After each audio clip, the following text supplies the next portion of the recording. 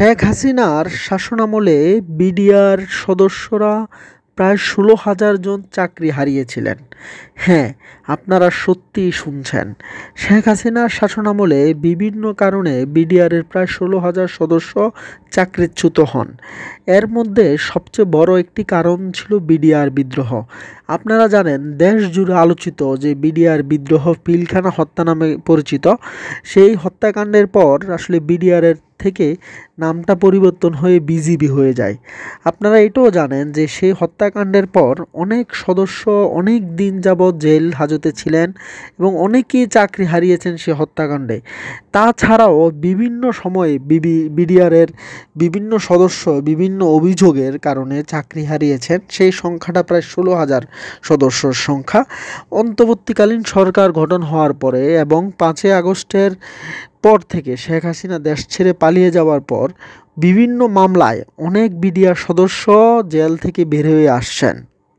Jail থেকে বের হয়ে এসে তারা বিভিন্ন চাঞ্চল্যকর তথ্য দিচ্ছেন। তারা বলছেন বিডিআর বিদ্রোহের ঘটনাটি সম্পূর্ণ সাজানো এবং এখানে পার্শ্ববর্তী দেশ ভারতের হাত রয়েছে। এবং তারা এটিও বলছেন যে তারা আসলে নির্দোষ হয়ে তারা প্রায় গত ১০ বছর জেল খেটেছেন, পারিবারিকভাবে তারা নিঃস্ব হয়ে গেছেন, তাদের আসলে আর কোথাও যাওয়ার নেই। তারা চাকরি ফেরত চাচ্ছেন অথবা সেই সময়ের যে ক্ষতিপূরণ তারা সেটি চাচ্ছেন।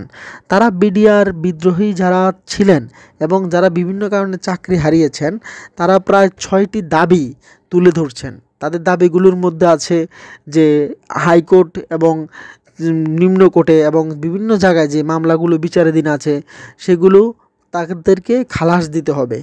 তারপর আছে তাদের যে কারাবন্দী যে বিডিআর বিদ্রোহী যে অথবা যে বিভিন্ন কারণে যারা কারারক্ষী আছেন তাদেরকে মুক্তি দিতে হবে। আবার তাদের মধ্যে আবার একটি দাবিও আছে যে আসলে বিডিআর ঘটনার জন্য যারা সত্যিকারে দায়ী তাদেরকে আসলে শাস্তি দিতে হবে, তারা সেটিও বলছেন।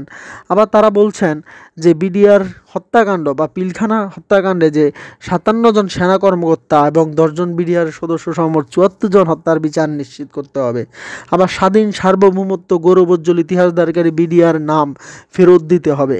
পিলখানা হত্যাকাণ্ডের সব শহীদদের স্মরণে জাতীয় দিবস ঘোষণা করে একই সঙ্গে শহীদদের পরিবারের নিশ্চয়তা দিতে হবে। তাদের দাবিগুলো আসলে যৌক্তিক। তারা বলছেন যে বিডিআর হত্যাকাণ্ডে তারা কোনোভাবেই জড়িত নয়, যে শেখ হাসিনার একটি পরিকল্পনার কারণে বিডিআর হত্যাকাণ্ড হয়েছিল। এবং তারা এটিও বলছেন যে বিডিআর হত্যাকাণ্ডের ক্ষেত্রে তাদের আসলে কোনো সংযুক্তি নেই। তারা আসলে সময় এবং রাজনীতির শিকার। এবং তারা বলছেন যে বিডিআর হত্যাকাণ্ডের সুষ্ঠু বিচার তারাও চান। এই বিষয়টি নিয়ে তারা গত ৩-৪ দিন যাবৎ রাজধানীতে আন্দোলন করে আসছে। আসলে ভিডিওটি ভালো লাগলে চ্যানেলটি অবশ্যই সাবস্ক্রাইব করবেন।